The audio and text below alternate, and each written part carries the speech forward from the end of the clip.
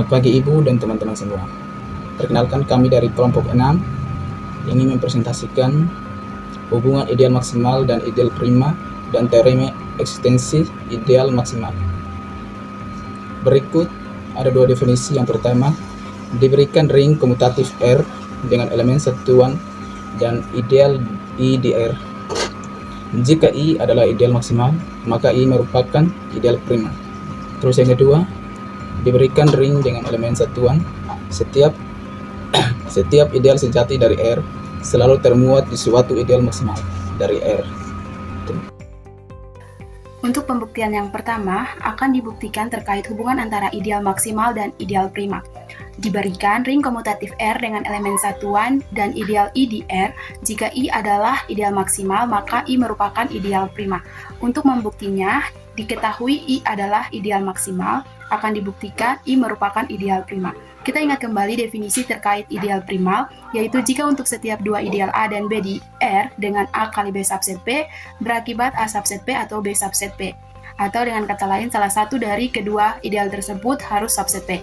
Kita ambil sembarang elemen A dan B di R sedemikian sehingga A kali B elemen I, dan di sini kita definisikan A bukan elemen I, maka harus B elemen I, berdasarkan dengan definisi ideal prima. Sehingga dari situ kita akan membuktikan bahwa B elemen I. Kita bentuk ideal yang dihasilkan oleh I gabung elemen A itu sama dengan U ditambah RA, di mana U elemen I dan R elemen ring. Sesuai dengan definisi kita di awal, karena A bukan elemen I, maka berakibat I subset ideal yang dihasilkan oleh I gabung elemen A. Selanjutnya, karena I adalah ideal maksimal, berakibat ideal yang dihasilkan oleh I gabung elemen A itu adalah R atau ring. Atau karena satu-satunya ideal terbesar dari I adalah R itu sendiri. Karena dari definisi awal diberikan ring komutatif R dengan elemen satuan dan ideal I di R, maka bisa ditulis terdapat U elemen I dan R elemen ring sesuai dengan bentuk yang sudah kita definisikan sebelumnya, sedemikian sehingga 1 sama dengan U ditambah RA. Kemudian kita kalikan kedua sisi dengan B sehingga diperoleh B sama dengan UB ditambah RAB elemen I. Karena U dan B elemen I, maka U kali B elemen I. Kemudian karena A kali B elemen I dan R elemen ring, maka R dikali AB juga elemen I sesuai dengan definisi ideal. Sehingga terbukti B merupakan elemen I. Jadi kesimpulannya I merupakan ideal prima. Untuk pembuktian definisi yang kedua, diberikan ring dengan elemen satuan, setiap ideal sejati dari R selalu termuat di suatu ideal maksimal dari R. Jika R adalah ring dengan unsur satuan dan I subset R adalah ideal sejati, artinya I tidak sama dengan R, maka selalu ada ideal maksimal M sehingga I subset M subset R. Nah, untuk membuktikan keberadaan ideal maksimal digunakan definisi dari lemma zone.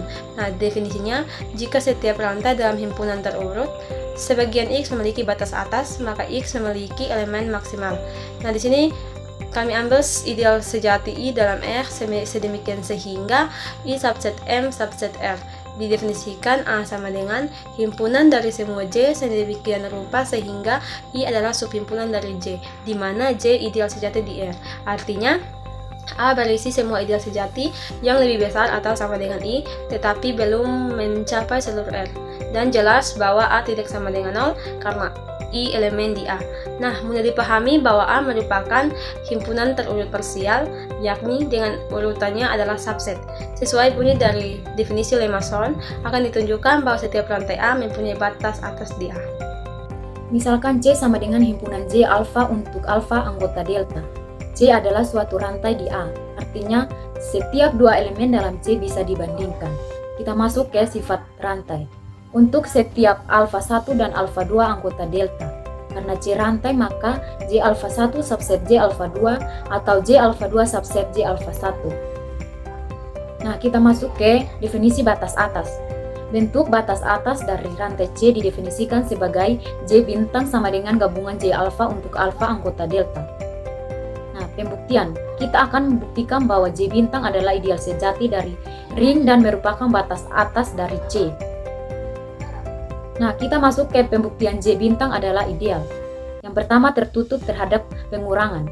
Ambil A dan B anggota J bintang, maka A anggota J alfa 1 dan B anggota J alfa 2 untuk alfa 1 dan alfa 2 anggota delta. Nah, karena C rantai, maka J alfa 1 subset J alfa 2 atau sebaliknya. Jika J alfa 1 subset J alfa 2, maka A dan B anggota J alfa 2. Karena J alfa 2 ideal, maka A kurang B anggota J alfa 2 subset J bintang.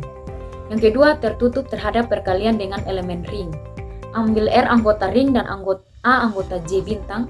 Karena A anggota J alfa 2 dan J alfa 2 ideal di ring, maka R anggota J alfa 2 subset J bintang. Jadi terbukti J bintang merupakan ideal di ring. Akan dibuktikan J bintang adalah ideal sejati. Andaikan J bintang sama dengan R, maka IR elemen J bintang artinya ada B elemen delta, sehingga IR elemen JB, maka JB sama dengan R kontradiksi.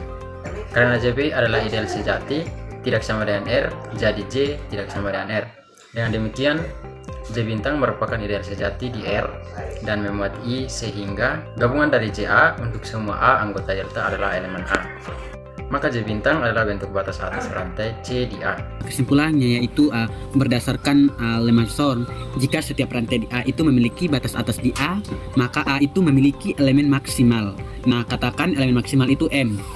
Nah, tinggal kita tunjukkan bahwa M adalah ideal maksimal di R. Nah, andaikan terdapat ideal K di R sedemikian hingga M itu subset dari K dan K itu subset dari R, berarti K itu elemen A, dan berakibat M itu bukan ideal maksimal atau kontradiksi. Nah, jadi ideal M itu merupakan ideal maksimal di R.